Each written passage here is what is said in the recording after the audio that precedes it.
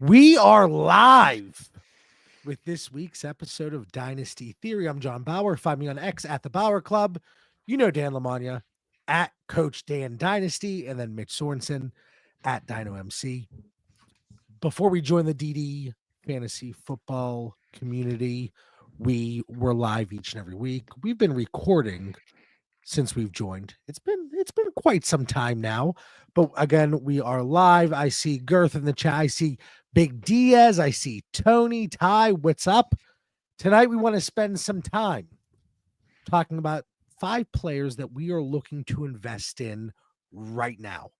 And guys, it's always tough because whenever you're at this point in the offseason, it's tough to look at the running back position and be like, hey, this is something we want to invest in. But tonight you'll see that for the most part, we're sticking with wide receivers. Mitch, you're coming in with Puka Nacua.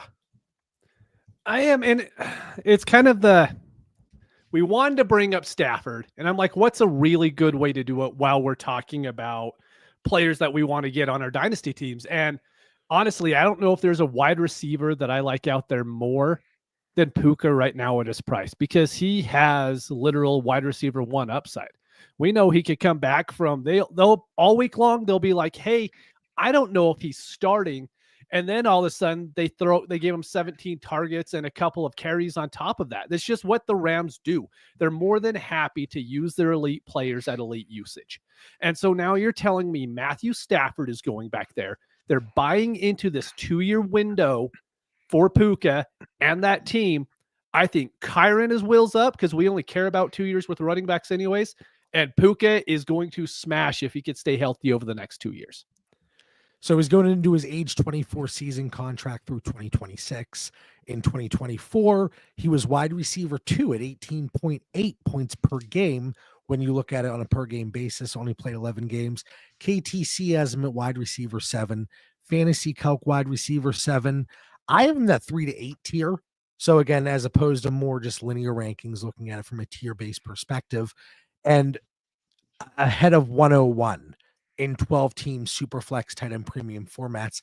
Dan, do you feel like Puka is kind of that forgotten wide receiver 1 right now? And we're not just saying, wide receiver 11, 12, somebody that can crack that tier.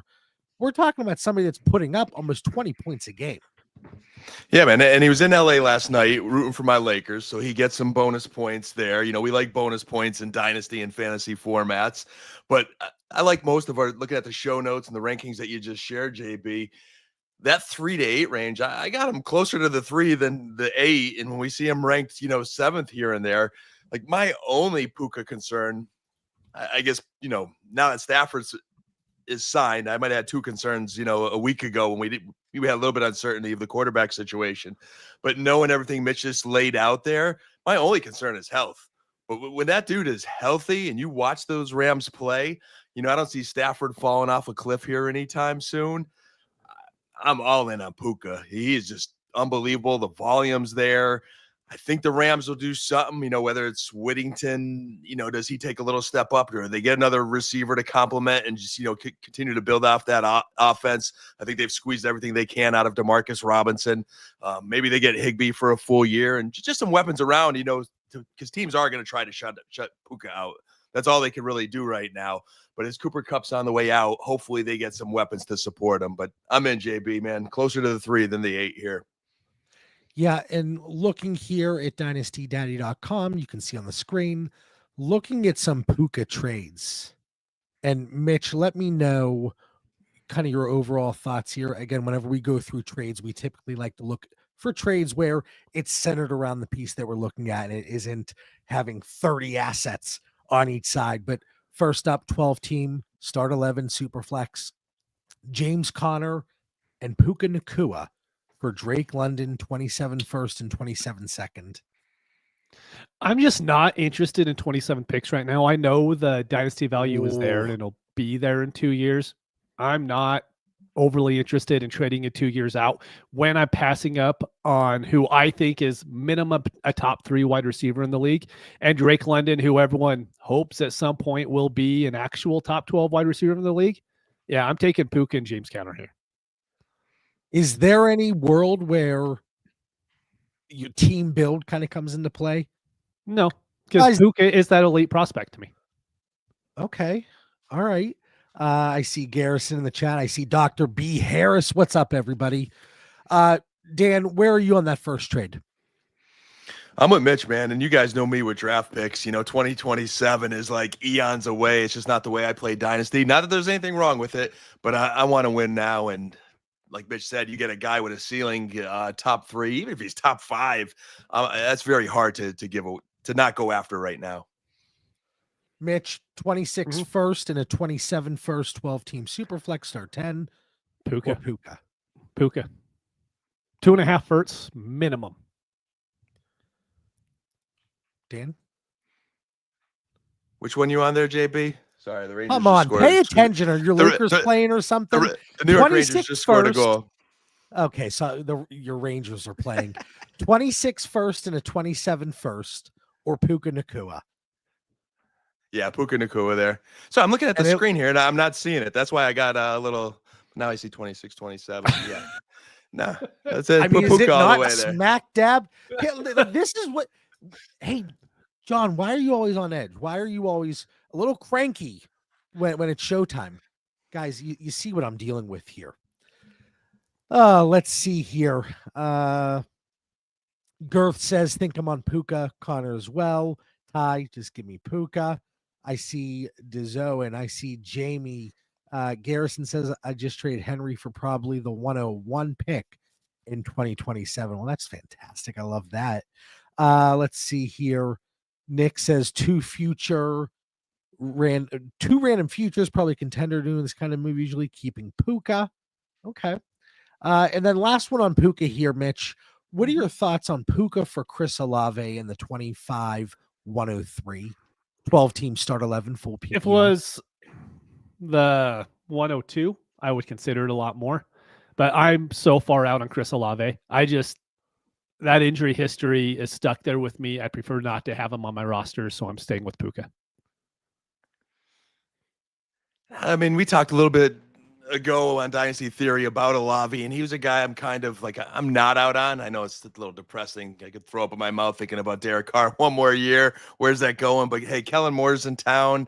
He was really good for the passing game with the Eagles. It was huge. Yeah, when you have that O-line in Barkley, and there's some factors for that. But although joystick, I've always been on joystick as well. But I think he could do something there in New Orleans, I guess is what I'm saying. Puka's got an injury history too. We can't discount that. That 103 and Olave on a contender. You're getting two nice starting pieces there. So I'm going to go with the package. Who is your 103 right now, Dan? Because my issue, like, let's say it's Tet. Let's say you have the wide receiver 1 in the class at the 103. There are holes in his profile, and Chris Olave is Chris Olave to where you could get Puka. Like, I understand the value's there, but missing out on that elite upside is also really hard. Like, if you change the name to Jamar Chase, I actually think Puka and Chase are going to score really close to each other in the 2025 season. If you change that to Chase, I think you're sticking with Chase, to be honest. See, for me, 103 though, Mitch, like I'm not out on Shedeur Sanders yet. I'm just not. I'm thinking super flex starting quarterback. There's not many of them. If you need a starter, you need competition at that position. If you believe in Olave, I think we need to see landing spot on a couple of these guys that are competing for 103. All right. It's always fun. And this is why I love the live shows, because you see the varying opinions flying in the chat here. And that one is fairly split. The Chris Olave, the 103 for Puka. It seems like it was very pro Puka. Beyond that, you look at the Trinity score over at ddfantasyfootball.com. He was wide receiver 5 at 7.76. And to give context there, if you're not familiar, high-end wide receiver 1 is 7.5. Elite usage, and this is based on air yard market share, target share, and then yards after catch per reception. Elite usage is 8.0 and above. And like, we're right there with Puka. And that should not be a surprise that the Trinity Toll, he is scoring so highly there whenever you've seen what he's done. And I know, Dan, I know he's had some injuries, but at that wide receiver position, when you're in that upper echelon, you have that value insulation, but like go try to acquire let's say Jefferson for those two first. Am I saying Puka and Jefferson are neck and neck? No, but it shouldn't be that drastic of a price difference, in my opinion. So I think what separates me from the Chase, Jefferson, even Lamb, Puka's probably my 104. But what separates me, we've had this conversation about the Rams too. And that's where I really hope this offseason they do make a couple of moves with their offense. They run that number one target into the ground so much. It was Cooper Kupp before, and then it's Puka. That it's not even that he's injury prone, but like the pounding they take is like coach isn't worried about like getting a guy through 16 seasons. Sean McVay's like, hey, we're going to go into every single game and win now, no matter what, at every cost. And we'll pound Kyron Williams and we'll pound, we'll get the volume there to Puka. And we just see him get banged up every season. So there's just that little bit of separation there. I like two asset pieces. I even saw, was it Hampton there, is Mitch, John, a guy that was also mentioned in the chat there. I think Jamie Parag there. Mm-hmm. Hey, how close is he to Ashton Gentry? Are some of those reports we seeing, that he's neck and neck or maybe more? I'm not there, but I love the guy. We'll be getting there later in the show. Don't you worry about that 102. So whoever you're on with 103 or Mitch, where he's going, sounds like with 102. And hey, we know in all our dynasty drafts, we're going to see these different guys go in each of our drafts too. There's still good value at 103. Yeah, and I made the Jefferson comparison. It probably would have been a little bit more fitting to discuss Amon-Ra St. Brown, CeeDee Lamb, Malik Neighbors, Brian Thomas. Try to go get one of those guys for the 26 first and 27 first. I think it's certainly more doable for a player like Puka. And, you talked about it, Dan, that tier 3 to 8 that I have him in, closer to being 3. There is that market inefficiency there. So let's not spend any more time on Puka, but I did like that one. And it seems like it's a good one. Folks in the chat, the live chat seems to be more forgiving of Mitch's takes, at least up to this point, at least 12 minutes in. You hate it, and I love it. But I like Puka though, so that's okay. And then Kupp possibly on his way out. So Dan, you're going a little bit lower valued, but we are seeing a shift based on recent happenings in San Francisco. But you're looking at Ricky Pearsall as somebody that you are willing to pay maybe a little bit above market for at this point in time. Yeah, man, he's really attractive to me at this point in the offseason. I think I have him in a tier close to that fantasy calculator ranking of wide receiver 41.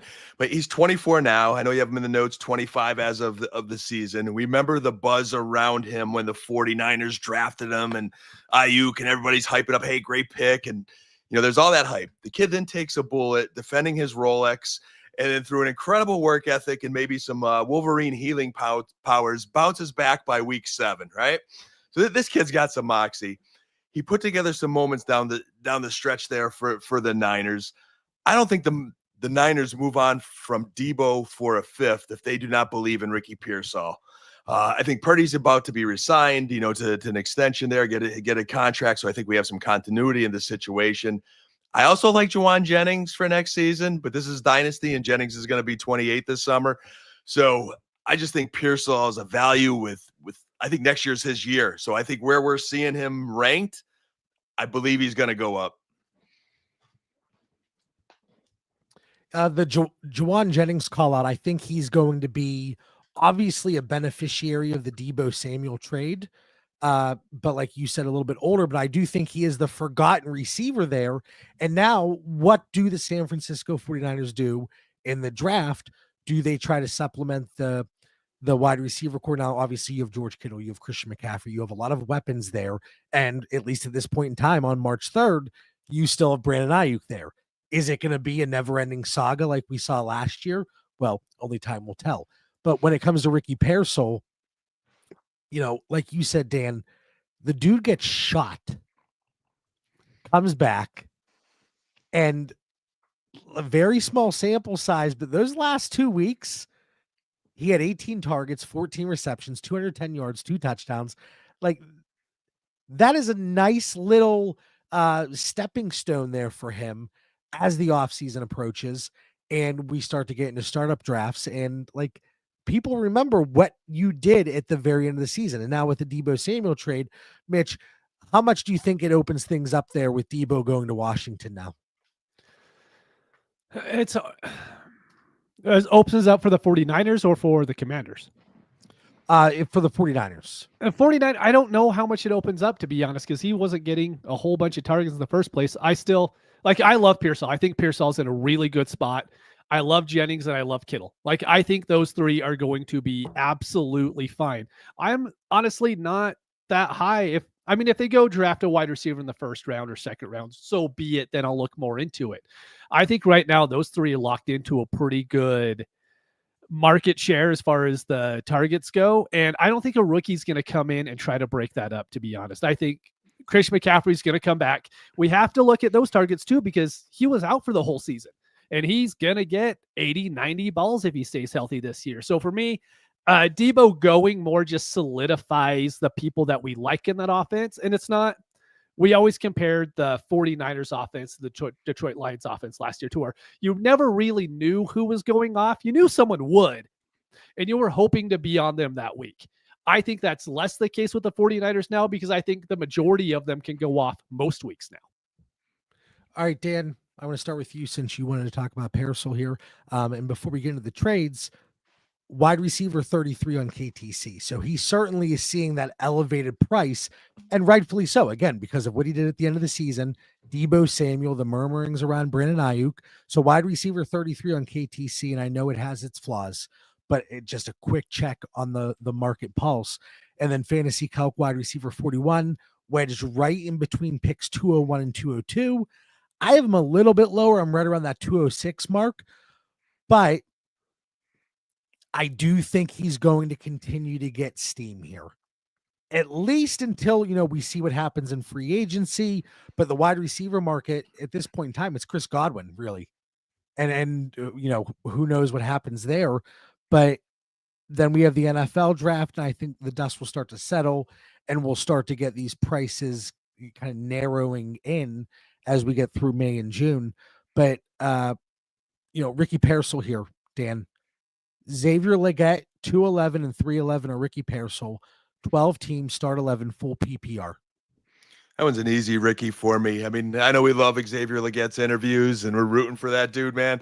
But to me, Pearsall's, I'm looking for him to start versus Legette. I'm hoping he could reach a higher ceiling. I'm okay not having that 211 and 311 to get Ricky Pearsall in my lineups. For me, it's not Legette. Legette has such a hard time even catching the ball. He's open all the time because, like, as an athlete, he's amazing. It's just the whole catching the football concept that's hard for him. So I'm definitely going Pearsall. Let's see here, Dan. Ricky Pearsall in 302 or Rico Dowdle 111 and 311. And obviously Rico Dowdle, the most prized possession on that side. Yeah, my boy Rico. Now I'm looking at 111 there, and I'd rather the sure thing in Ricky Pearsall and move up my 311 to that 302. And I'm okay without Rico, who, I mean, I don't know, does some team sign him and give him a chance, or does he become, the second back in Dallas? But I'm not worried about losing anything in that package. I'm going to go with Ricky. Same. Mitch? Yeah, complete same. I'm going to take the pick here, which is not surprising. And anybody that watches Dynasty Theory on a regular basis at this point in the offseason, I always prefer kind of that flexibility, the insulated value. But again, I do expect Ricky Pearsall to continue to rise in value, but I still think even if he does, like, that 111 price tag is where he should land. So No, following. this next one, is there even a reason to mention it? Woo-hoo! No. Wow, Ricky- someone got Pearsall and Downs. for So those old anybody heads? that's not watching, they're listening on the podcast feed. We're looking at Ricky Pearsall, Josh Downs for Austin Eckler and Deebo Samuel. Maybe there is some excitement. Maybe it's a Commanders fan, which very well could be with the Austin Eckler, Deebo Samuel stack. I don't know there. And then Is that- 27 first to Ricky Pearsall, guys. Dan? Definitely Ricky. I mean, 27. That's not even first round value that far off there. Give me Ricky in a landslide. Same. Come on, Guys. JB. You're not JB. I'm I have taking my the- I'm challenge take- flag ready. Throw it. I'm taking the pick. What in 2027 taking- here in 2025? That's I like know a what third, year it that's like is. Pearsall for like a third round pick here in today's current Oh, market value there. don't It even. is. It's too early in the show, boys. Yes. A You're getting a 27 first. Yes, Dan, a 27 first is the equivalent of a 25 third. 2 years come of on. Pearsall stats. You're just going to give up to wait for that 27. I mean, But you're acting like he's such a sure thing. I believe I'm He's having what- he's conviction. Haven't we been looking for conviction on this show? I think Mitch has been putting us on the spot the last couple of weeks to have some conviction. And I'm giving you the conviction. Oh man. Well, Dr. B Harris agrees with you in the chat. Am I seeing that there too? 27 first pick clears easily. Kill me, Dr. Harris. Kill me, Dynasty Dr. B. Dave. These people know what's up. What everyone will notice is John will definitely bring up the comments while they're agreeing with him. And if they're not, he will 100% skip over the other ones. It's my favorite part of being live again, because you will even see our reactions. We'll come out with a take. And then if all the comments are against it, there'll be some hedging going on. They'll be like, well, what I was really meaning to say was. So it's just great being live again. Preach, Mitch, man. I'm throwing the penalty flag against everyone in the chat and John for that 27 first. You guys watch this season, man. Watch what Ricky does. You're going to see. I'm not anti Ricky Pearsall. It seems like it. Kind of. I'm not. I am rooting for the kid. He got shot, All right. John. And you want me Right? to show you want me to show conviction here? I mean, before you do, JB, like we got to understand, this isn't a Plaxico Burress shot in the nightclub where he shot himself. Like this is a man standing up for what he believes in, and then comes back and plays. Dude, it's a tremendous story. I'm not discounting that. Get out of here. Anyways, Dan's John, on mute. your player. Dan's on mute. So I am bringing Probably to a the good table, and this is somebody that Mitch had a snide comment about.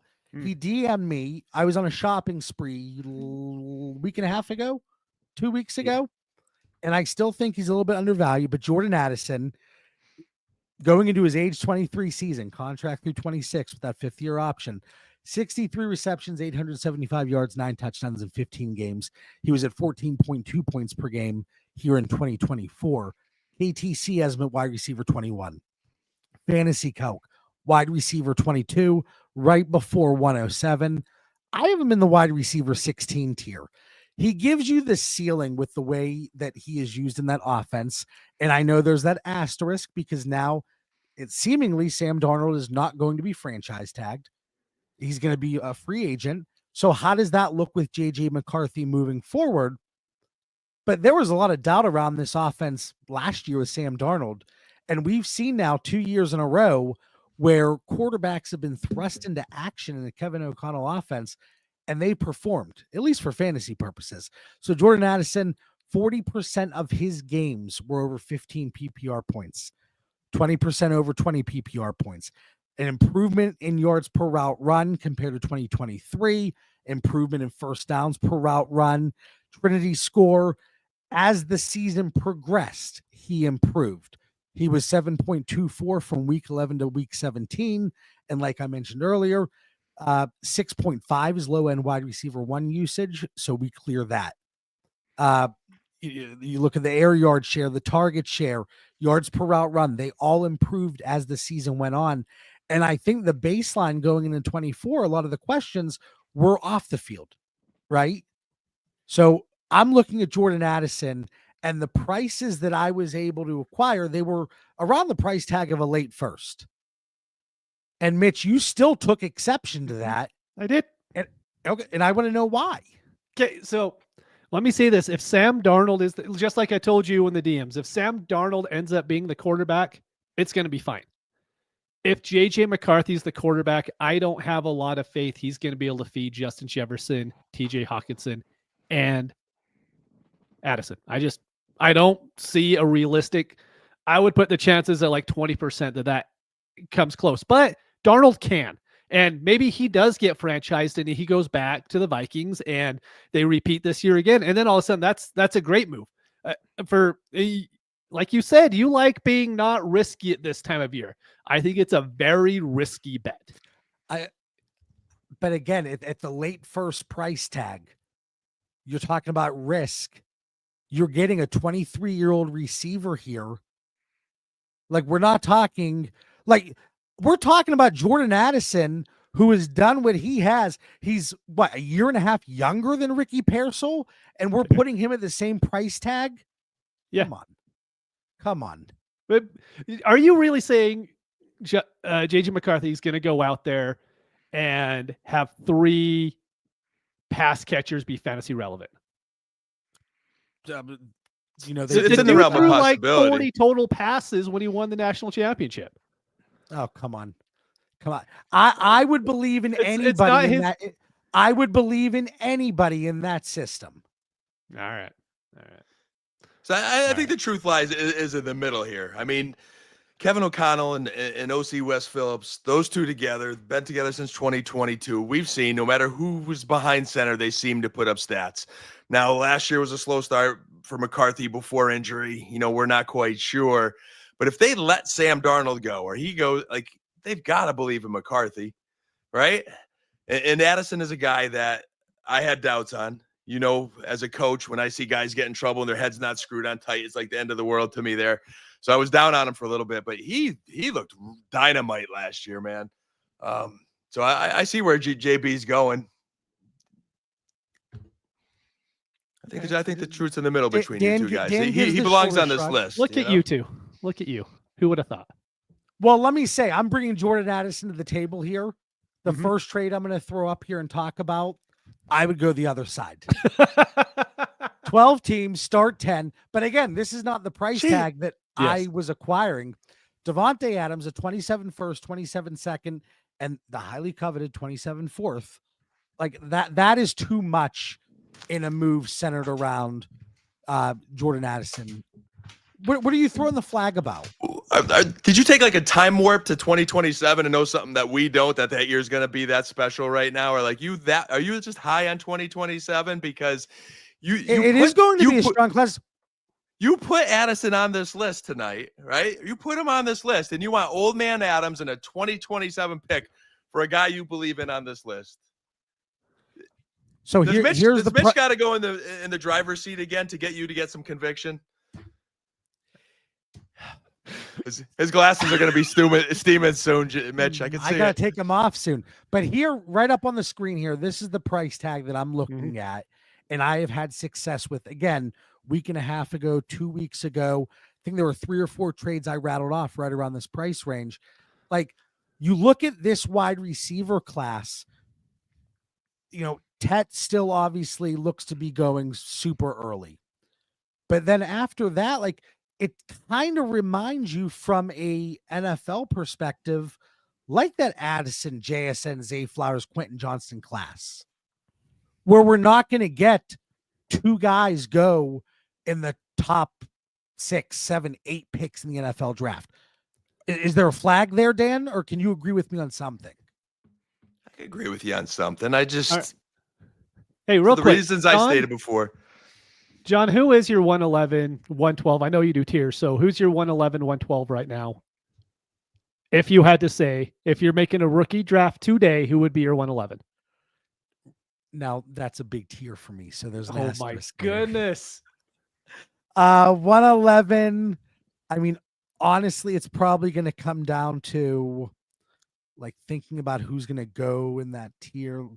Like if we're looking at it from a 2 PPR lens, Warren and Loveland are probably gone already. Yes. I would expect Henderson, Judkins to go already. Yes. Hampton, Tet, Shador, Genty. Who's your 111? Can I talk through this? Can I let people into my psychotic mind for a second? It probably Caleb Johnson, Luther Burden, Matthew Golden, somewhere in there. And you would take Addison, correct? Yeah. Yes. Okay. So at least there's some conviction. Thank you. Some conviction. I couldn't have any more conviction, and I don't know where I'm going to finish this, so we'll just stop it there. But come on, give me a break. Let's see here. Oh gosh. Now people are going a little crazy here. What is that? A little bit. 111, a 26 first, 27 first for Addison Tracy. Woo. Something must be. Yeah, there's a couple. It's weird how there's a couple Addisons and Tracys for whatever reason. I think there's one higher too. Here, what about Addison and Worthy for McConkey and 305? 12 teams start 11. Smashing Glad McConkey. And I'm a huge Worthy fan. Smashing McConkey. I wouldn't say I'm smashing, but I would take the McConkey side. Man. JB? It's a tough one. That is a tough one. I want to hear JB say that he's going to take Worthy because I don't think he took him on any trade ever. No, I'll take Addison and Worthy here. All right. Especially a 12-team start 11. But so again, you see the varying price points. And we talk about these guys, the entire exercise and premise of shows like this, mentioning players that we are looking to acquire even slightly above their overall price. Like you see there is variance, and there are these players that have these wider range of values. Jordan Addison certainly being one of them. I think we're going to see it with Ricky Pearsall, but then with Puka, going back to Mitch's player, a player that just gives you such an elite ceiling that still is not valued there. There is still that bias against him, whether it's the draft capital or maybe it's the injury concerns, but he's not valued like those high, I don't even want to say high end, those elite wide receivers. So Puka, Ricky Pearsall, Jordan Addison, Mitch, I would say, who's your next player, but it's not a player. It's not. I'm cheating a little bit because I had to make sure with John, because we knew we were going to be using Dynasty Daddy for this. I'm like, can you look up just the 102 and see the price point there? He said, yes, we can. And so for me, Ashton Genty is the unicorn that we've all known about for the last 6 months now. We've all known he's the 101. There was no hesitation in anybody. I mean, if not, it's clickbait out there. But the 102, I'm not saying Omarion Hampton is right next to Genty, right? Because Genty is just that elite of a prospect, and he's thought of that elite in the dynasty market, in the landscape. Omarion Hampton is right there for me. I mean, if you took Genty out of this class, Omarion Hampton would be my RB1 overall. And there was not really, I think there's Genty, then there's Hampton, and then there's others that you can like. And I think Judkins is probably there now. Omarion Hampton, when you watch him on tape, he was my most favorite running back I've watched in a while outside of Genty. He is just a big dude that crushes people. And I think it fits so well in today's NFL because a lot of teams, all the good teams can run the ball. And the NFL is a copycat league. Everybody's going to try to run the ball now. And I think Omarion Hampton fits that so well. He went out, showed out the combine, ran a 4.46. I thought it was going to be closer to a 4.5. Absolutely hammered. Yeah, I mean, Jamie, would I be shocked? Yes, but also the Lions came out. I mean, they could have taken Bijan. They end up trading out of being able to take Bijan. Bijan goes, and they take Gibbs a little bit later. So is there a chance? Sure, but Hampton is an absolute stud. So for me, getting that 101 is extremely hard. You have to pay a lot for it. The 102, that price tag isn't there yet. So I want to go and get that 102 as much as I possibly can before this drumbeat picks up. I guarantee it's going to pick up over the next month.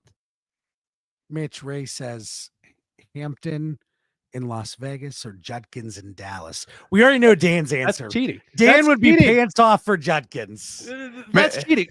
No. Here's the thing. Can I ask, do the Raiders have a quarterback? Right now, I have to take Judkins because the Raiders don't have a quarterback. Let's say the Raiders go out and Russ get ends up Sanders. there. Russ is there with Pete. Perfect. I'm going Hampton. I can't understand why my guy Ray will not just will Genty to the Cowboys. Like it's killing me. It has to happen. I'm willing it into the universe there. I don't know. I know Jenkins had a good combine, but I don't see him up that getting drafted anywhere near there. Mitch, would you take and this is from Dynasty Dave, would you take Hampton over Tet? Yeah, I'm not the hugest Tet fan in the world. I like him. I think he's fine. But to me, he's not like that wide receiver one you're looking for in a draft class. Like he's all right, but I think there are flaws in his game. It's funny when you look at like an Amari and Hampton compared to Ashton Genty, it kind of feels a little bit like Colston Loveland and Tyler Warren, where, you know, the fantasy community, the dynasty community, everybody's looking at Tyler Warren, but I think that gap is smaller than people want to talk about, want to admit. So I think you look at that 102 right now, any mock we've done on the DDFFB YouTube channel, I've taken Amari and Hampton at the 102 if I've had the 102. Mm-hmm. And I think it's happened 2 or 3 times. That certainly has not changed as a result of the NFL Combine. How come I'm not hearing? Hold on, Todd. Just a quick timeout. How come I'm not hearing Cam Ward at the 102? Not even a whisper so far in this conversation. And I'll be honest. I have them tiered. I have 102 to 104 tiered together, but I think there is going to be separation, and the landing spot for these running backs is going to be critical from a scheme perspective, from a usage perspective, from just situation and opportunity in general. So I think we're going to see a little bit of a gap whenever the time comes that 102 separates from the 103 and 104. But you look at Tet, you look at Cam Ward, you look at Amari and Hampton. If you wanted to take any of them at 102, I wouldn't fight you on it. Yeah. I just think of how many of our dynasty rosters are kind of surviving right now with pick the quarterback in the later tiers, you know, the Derek Carrs, the Steelers uncertainty, you know, hey, maybe you got Tua, but you know, he's a concussion away. It feels like teams are looking to trade up and talk to get that 101 to get Cam Ward. And I think his stock's going to go up. I love Hampton, but boy, do I feel his stock rising so much. I mean, we weren't talking about him 102 X amount of episodes ago in Dynasty Theory. So I like Cam Ward at 102. Yeah, hey, look, saying, well, we could go in a 2 quarterback or a 14 plus team league. Probably the right process to go Cam 101. And I wouldn't hate you for doing it. Here's my problem, right, with Cam Ward. I think he has the skill set to be very good in the NFL. He has a great arm. I think he recognizes defense very well. But this is something that Peyton Manning talked about in a Monday Night Football game. You know, I think it was October, November. But he was talking about, I don't even remember who was playing, but he was saying that the quarterback has to have a pocket presence. I think it might have been a Joe Burrow Bengals game. They were talking about how good he is in the pocket. And then right after that, I started watching a lot of Cam Ward, and he bails out of the pocket so much.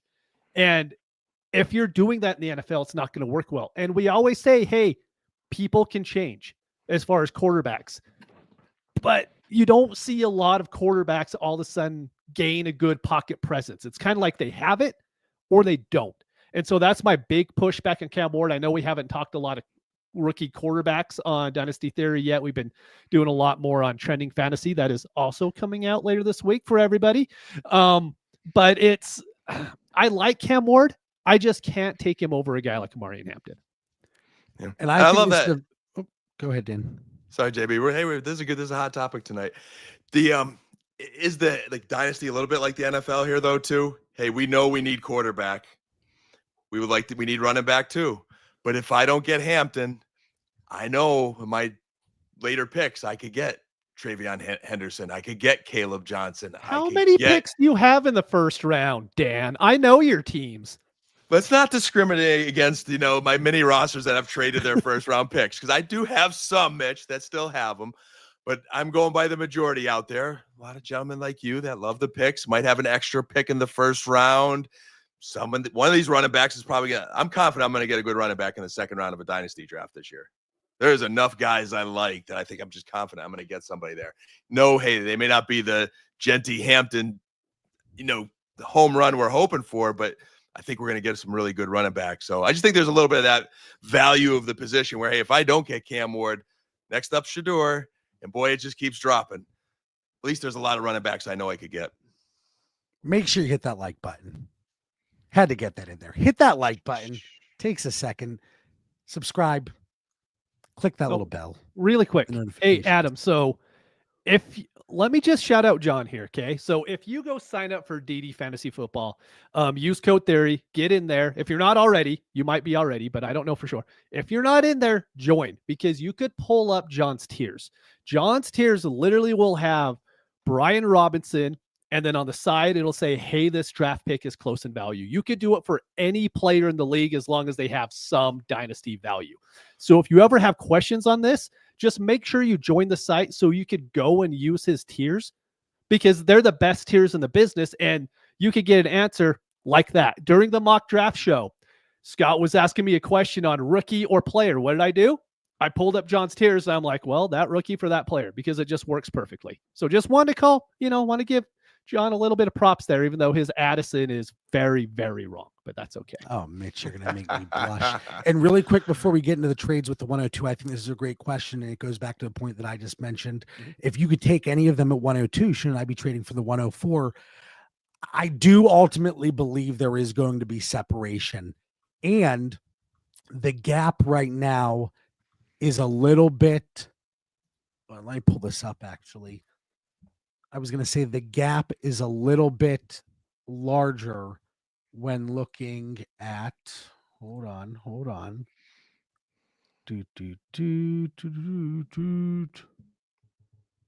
Let's see here.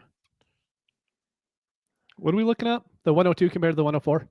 Yeah. Yeah, there's a large. There is a larger gap, but again, it goes back to the point, in my opinion, I don't mind trade for all of them. Mm-hmm. I like I said, I have 102 to 104 tiered together, and then I don't want to say a significant break, but there is a tier break between 105 and the next set. But I do think whenever the NFL draft comes and we see the landing spots, the draft capital, there's going to be a little bit more of a discrepancy. And that 102 I think it's going to shift a little bit closer towards that 101 and create more of a gap between that 103 and 104.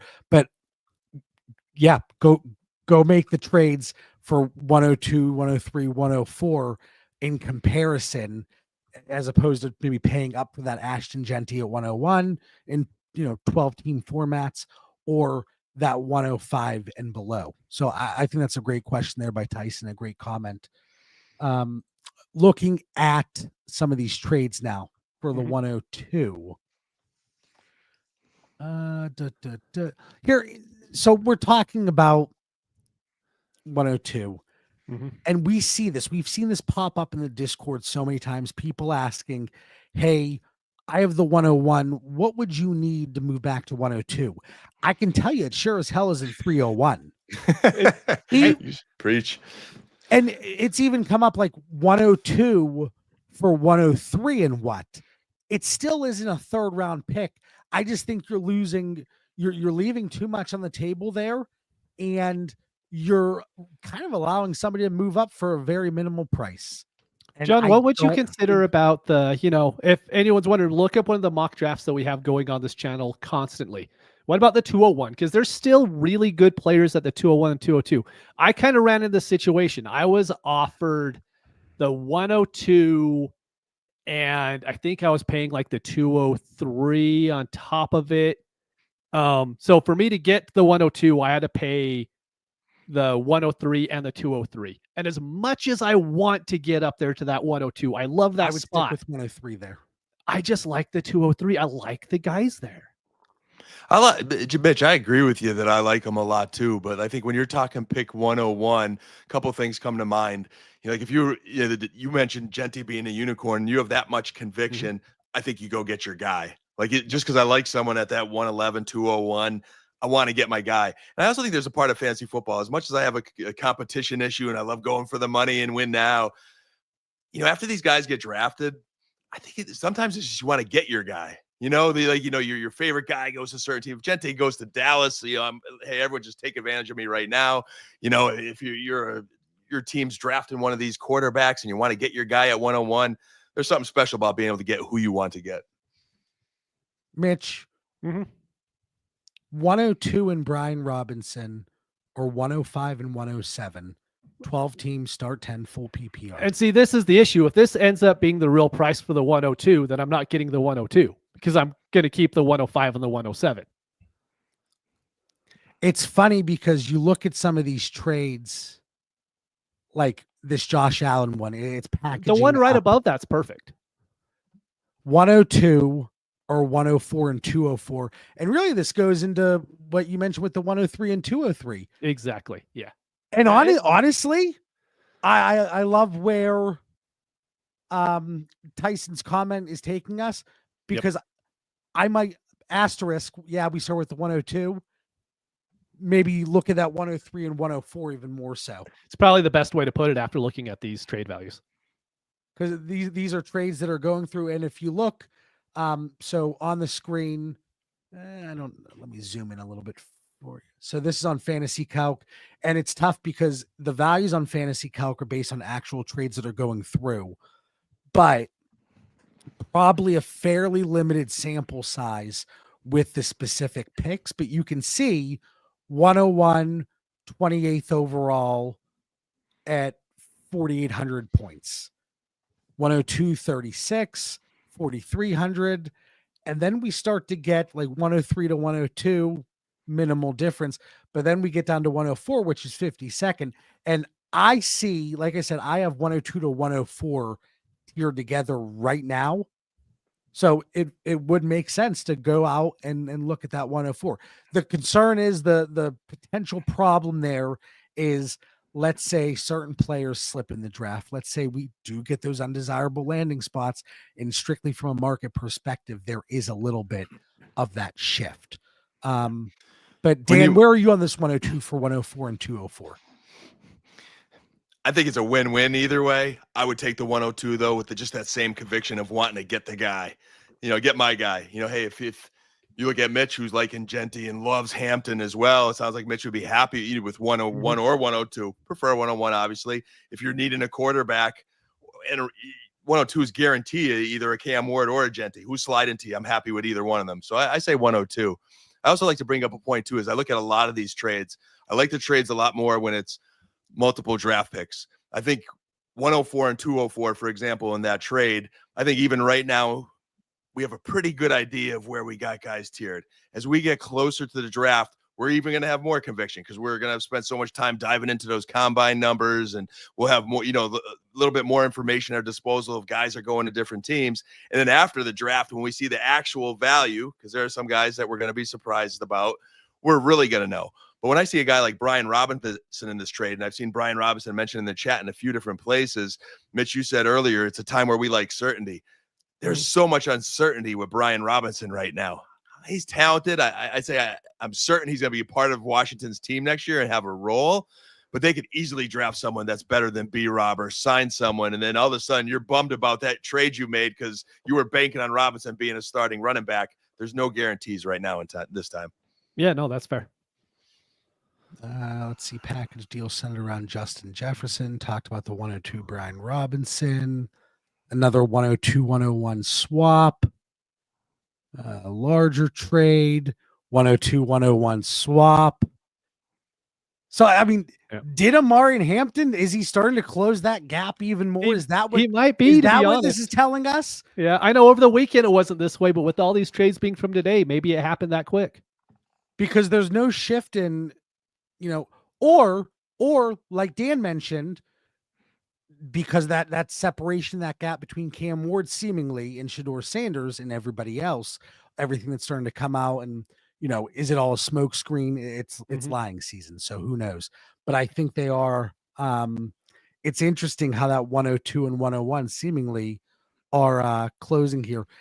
102 or Rashee Rice, Mitch? Oh, 102 by, I don't know, about by the 108. I don't think I would trade the 110 for Rashee Rice. Really? I would. Yeah, that whole situation, it's muddy. I think Xavier Worthy could end up being the guy in that offense. So yeah, I'm not a Rashee Rice guy at all. It's also someone I'm okay not having on my rosters. Dan, I know you're already out on Rashee Rice. Yeah, I'd rather not have him. Okay. 102 and 312 for Bucky Irving and a 26 fourth. Mitch? 102, baby. Yeah, it's the 102. The thing is, we had a long talk about Bucky Irving on the mock draft, and it's the mock draft that just happened a couple days ago. Like, people love Bucky Irving. It's like you could get so much for him. For me, it's the 102 by a lot. But the Dynasty community loves Bucky Irving. Like, he might as well be, right behind Jahmyr Gibbs and Breece Hall. Like, people just love the dude. All right. Yeah, I'm taking the pick there. So, again, like, it's interesting. And a lot of the structures of those deals are centered around a 101, 102 swap. And it's very interesting how they're coming out just over these last, day and a half. So talking about the 102, the only non-wide receiver, but ultimately could be Ted McMillan if you so choose. Dan, you're looking for things to shake up here in the Meadowlands for the New York Jets. Garrett Wilson entering his age 25 season, contract expires at the end of this year. They do have the 5th-year option available, coming off 100 receptions, wide receiver 21 at 14.8 points per game this year. You're looking to acquire Garrett Wilson still.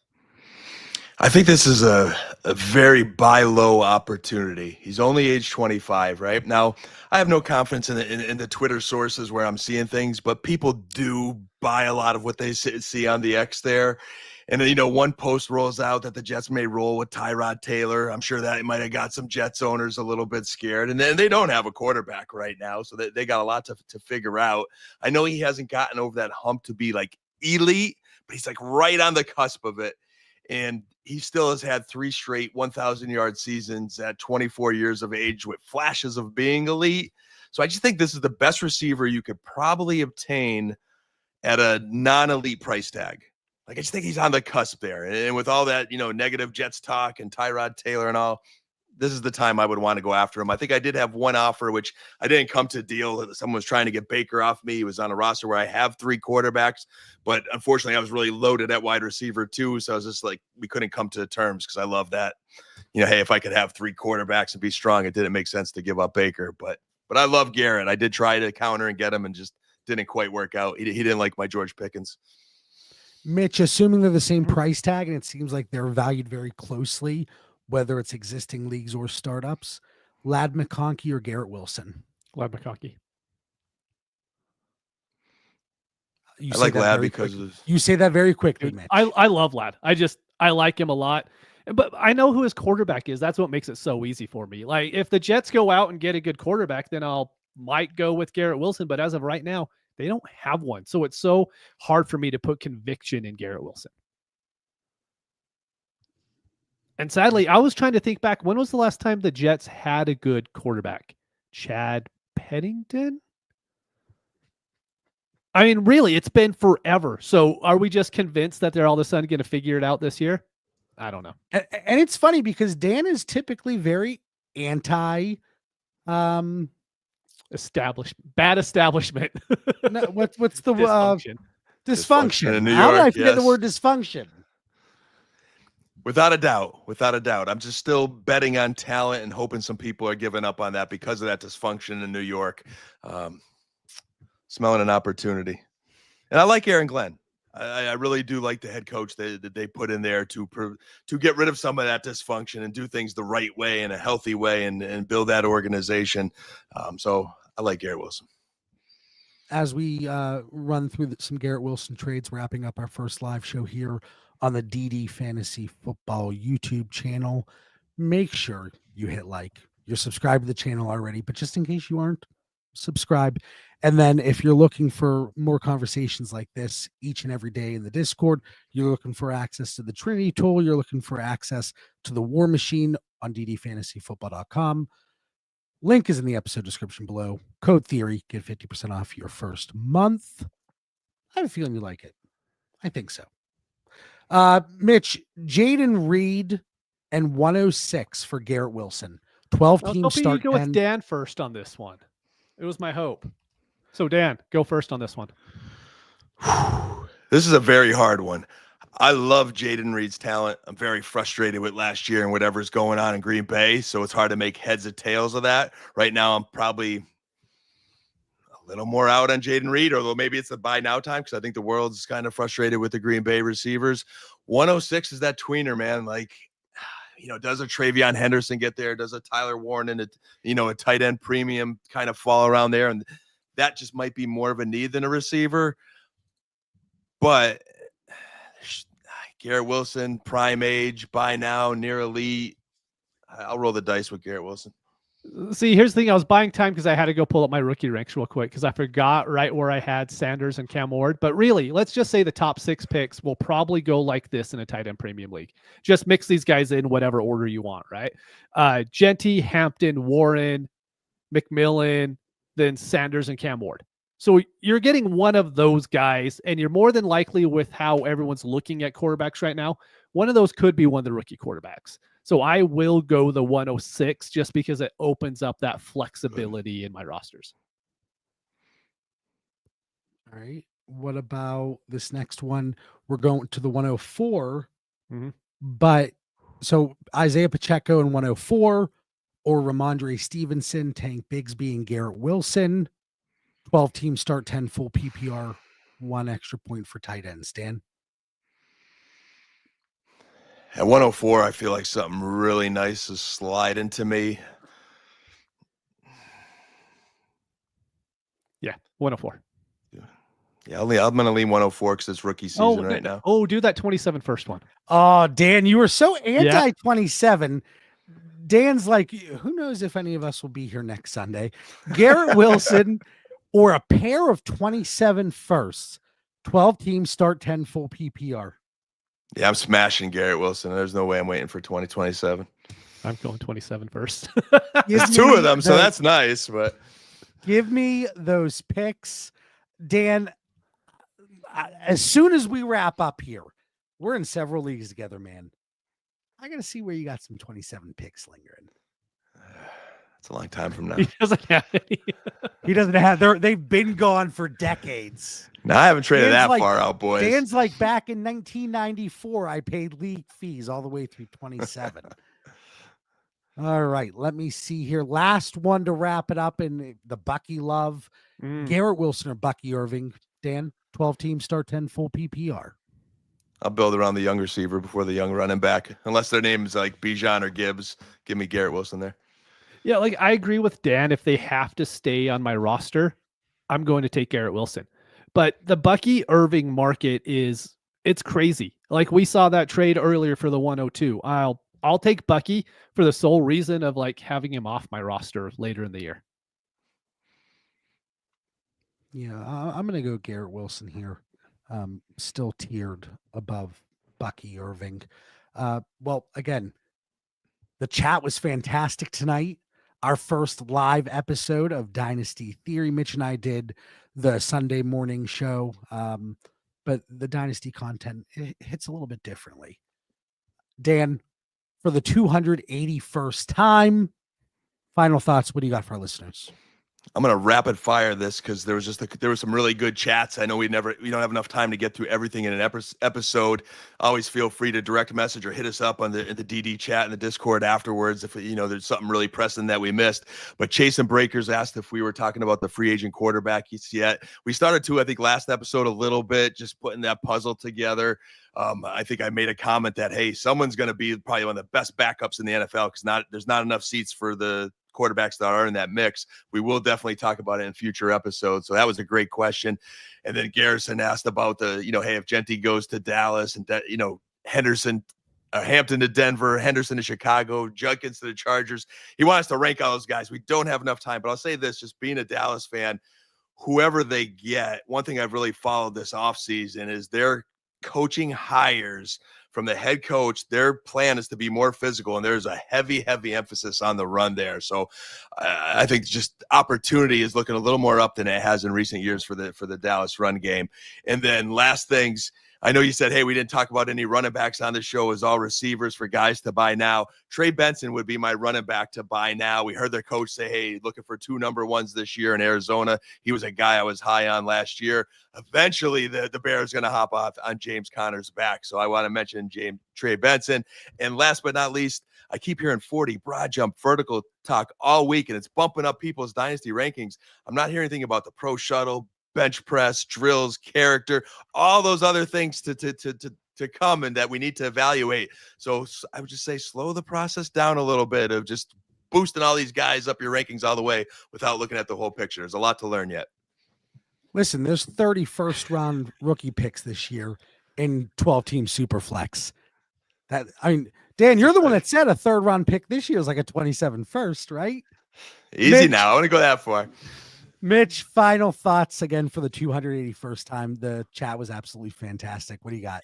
Yeah. For anyone who's just a little bit late to the rookie game, just really sit down and get your top 24 written down in whatever leagues you play in, whether it's Superflex, 1 quarterback, 2 quarterback, tight end premium, whatever, because it makes these questions so much easier. If someone says like, hey, the 202 or Chris Godwin, like, well, who do I have around the 202? Would I rather have that rookie right now or Chris Godwin? It just helps make the analysis so much faster if you have an idea on the players that are probably going in that spot. Of course, all this is going to change with draft capital and landing spot here in a month or two, but it gives you an idea on the type of prospect you're looking at. Like I said, don't forget to like the video, subscribe to the channel, hit that notification button, and then come check out the fantastic content at ddfantasyfootball.com. And if there are any topics that you would like discussed, drop it in the comments after, not the chat, but the actual comments, because we're looking through those constantly. And if there's a topic that really stands out, you better believe we'll be talking about it. For Mitch Sorensen, Dan Lamagna, I'm John Bauer. Hope you all enjoyed this week's episode of Dynasty Theory. We'll catch you next week. Peace.